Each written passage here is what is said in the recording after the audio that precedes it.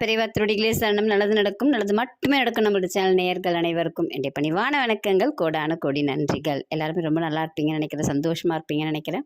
சந்தோஷமாக இருக்கிறேன் அப்படின்னு சொல்ல ஆரம்பிங்க, ரொம்ப நல்லா இருக்கேன் அப்படின்னு சொல்ல ஆரம்பிங்க. நம்மளை நோக்கி எல்லாமே நல்லதாகவே நடக்க ஆரம்பிக்கும். நம்ம நல்லா இருந்தாலும் நல்லா இல்லை அப்படின்னு சொல்கிற மாதிரி ஒரு நிலையை நம்ம வச்சுக்கக்கூடாது. எப்பயுமே நம்ம சொல்லும்போது நல்லா இருக்கீங்களான்னு கேட்டால் ரொம்ப நல்லா இருக்கேன் அப்படின்னு சொல்லிக்கிட்டே இருங்க. அந்த வார்த்தைகளே நம்மளுடைய வாழ்க்கையை முழுவதுமாக மாற்ற ஆரம்பிக்கும். ரொம்ப எளிமையான வழி அது. நீங்கள் அதே மாதிரி பேச ஆரம்பிங்க. இன்றைக்கி என்ன பார்க்க போகிறோம் பதிவில் அப்படின்னு பார்த்தீங்கன்னா, தடைகள் எல்லாம் தவிடுபொடி ஆகணும். என்ன பண்ணலாம்? ஒரே ஒரு வழி, ரொம்ப எளிமையான வழி. ஆனால் நீங்கள் கொஞ்சோண்டு காசு மட்டும் செலவு பண்ணணும். ஒரு 200 ரூபாய் கிட்ட செலவு பண்ணிங்கன்னா உங்களுக்கு எப்பேற்பட்ட தடைகளும் தவிடுபொடி ஆகிறதுக்கான எளிமையான வழி என்னென்னு பார்த்துடலாங்களா?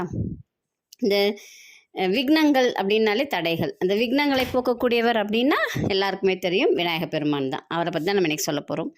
இந்த தடைகள் போக்கணும். நீங்கள் என்ன விஷயமாக வேணால் எடுத்துக்குங்க.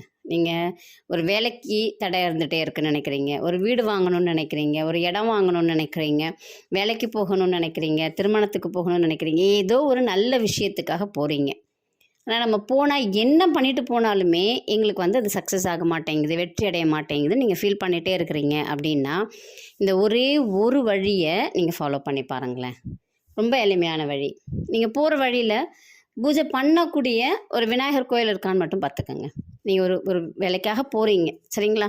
நீங்கள் போகும்போது ஒரு 7 தேங்காய் மட்டும் வாங்கிக்கோங்க. 20 ரூபாய் இல்லை 25 ரூபா இருக்கும் ஒரு தேங்காய், இல்லைங்களா? ஒரு 300 ரூபாவே ஆகுதுன்னே வச்சுக்கோங்க, தப்பு இல்லை. உங்களுக்கு அந்த காரியம் நடந்துருச்சுன்னா அது எவ்வளோ பெரிய பெனிஃபிட்டை கொடுக்கும் உங்களுக்கு. அதை யோசிச்சு பாருங்கள். செய்யும் போதே நடக்கும், எனக்கு விநாயகர் பெருமான் செய்து கொடுப்பார் அப்படின்னு மட்டும் நினச்சிக்கோங்க. இந்த 7 தேங்காய் வாங்கிக்கிட்டு போய் 7 தேங்காவையும் விநாயகர் கோயிலில் செதுறுகாய் விட்டுட்டு விநாயகர்கிட்ட நாங்கள் போகக்கூடிய காரியம் ஜெயமாகணும், எங்களுக்கு அந்த செயல் நடக்கணும் அப்படின்னு வேண்டிக்கிட்டு 7 காயையும் செதுறுகாய் விட்டுட்டு நீங்கள் உங்கள் வேலையை பார்த்துட்டு போங்க. நீங்கள் போகும்போதே அது நடந்துடும்.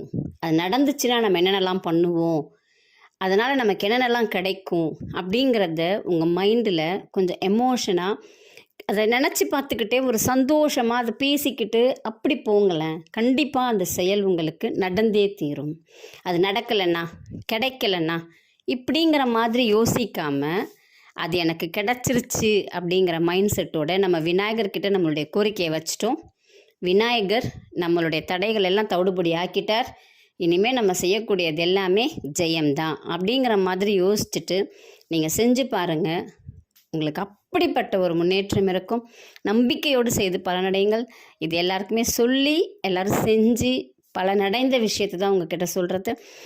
ரொம்ப எளிமையான வழி. ஆனால் ஒரு 300 ரூபா இல்லை 200 ரூபா நீங்கள் செலவு பண்ணுற மாதிரி இருக்கும். மனசார செலவு பண்ணுங்கள். ஐயோ செலவு பண்ணிட்டனே அப்படின்னு நினைக்காதீங்க. நீங்கள் செலவு பண்ணுறது பல மடங்கு உங்களுக்கு திரும்பி வரும்.